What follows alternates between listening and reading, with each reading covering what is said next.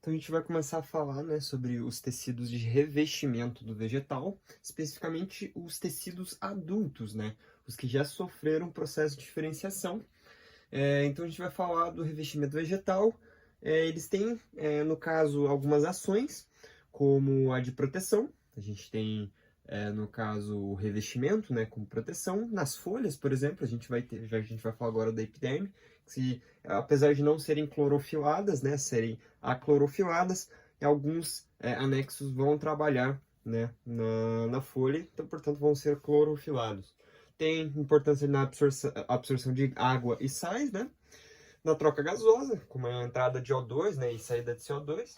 Transpiração, né, no caso, que no caso vai ser um calor produzido, né, pelo próprio indivíduo, daí vai tornar, né, a água em estado líquido, né, transpirada, daí fazendo, né, no caso, uma proteção. Isso é muito importante para as plantas, né, porque elas têm um contato direto com o sol e elas vão aquecer muito, então elas precisam realmente sempre estar nesse processo, né, de transpiração para regulação, né, da sua temperatura. A gente vai falar, no caso, que são dois tipos de revestimento vegetal.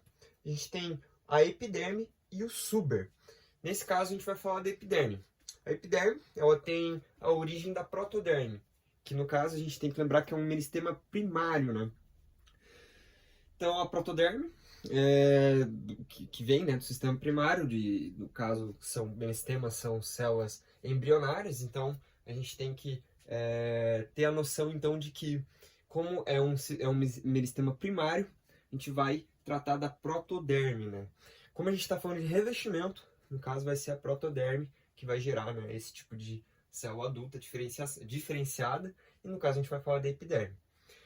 O que seria a epiderme? São células aclorofiladas, é um tecido, né, no caso, aclorofilado, então não faz fotossíntese.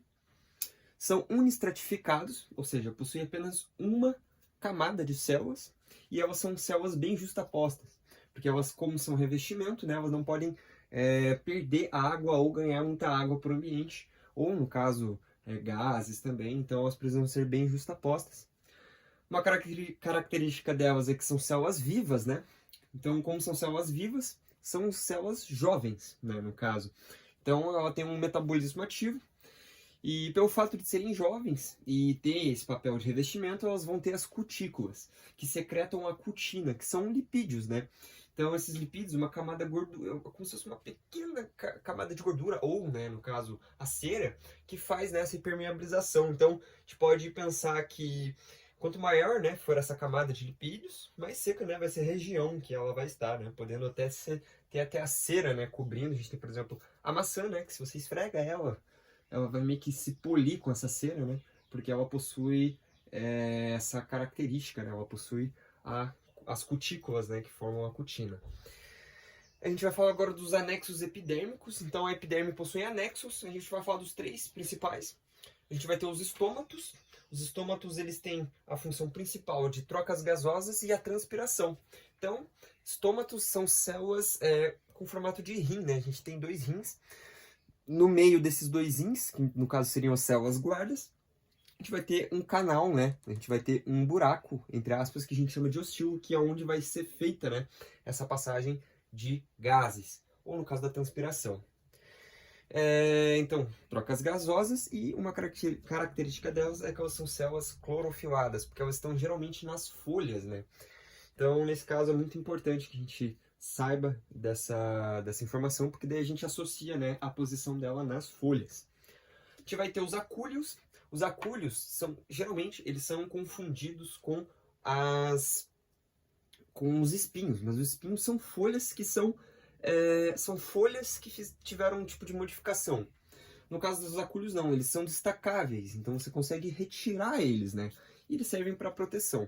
Os espinhos também, mas daí se você tentar tirar, ele vai quebrar, né? Essa que é a diferença, encontrado na roseira, né? E a gente vai ter os pelos e tricomas. Os pelos e os tricomas, eles têm uma função de absorção, ou seja, eles aumentam a área de contato, né? Geralmente isso nas raízes, né, para absorção de água. Então, quanto mais pelinhos a gente ter ali, maior vai ser, né, a área de contato. E os tricomas estão nas folhas, também tem esse papel, né, de absorção. Também tem o papel fundamental, né, na, no controle, né, de perda e ganho de água, né, do sistema, né, já pelos pelos, né, no caso, e os tricômios também podem fazer essa secreção, mas também podem fazer, como são glandulares, né, elas podem fazer a secreção de substâncias urticantes, né, então a gente tem algumas plantas em que você toca e você sente algum desconforto, por uma questão de proteção, e é realizado pelos tricômios.